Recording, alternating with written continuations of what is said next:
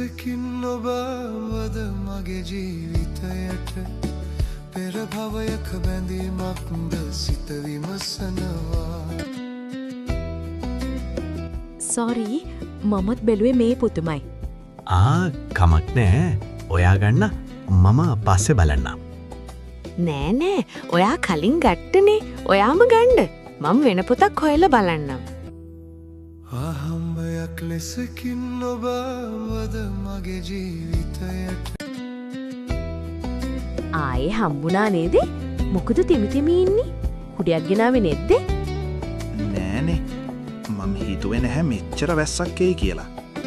එන්න මාත් එක්ක යමු. කොහොමටත් මේ පැත්තේ වැස්ස ලේසියෙන් නතර වෙන්නේ නැහැ.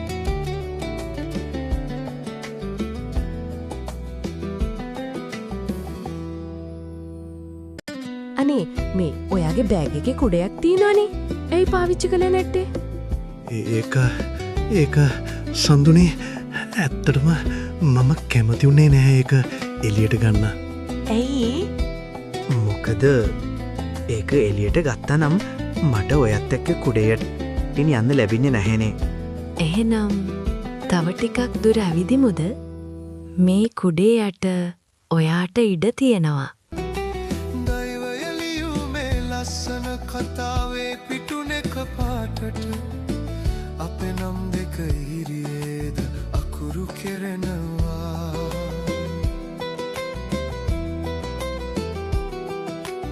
ආහම්බයක් ලෙසකින් ඔබවද මගේ ජීවිතයට පෙර භවයක බැඳීමක්ද සිත විමසනවා. දෛවය ලියුමේ ලස්සන කතාවේ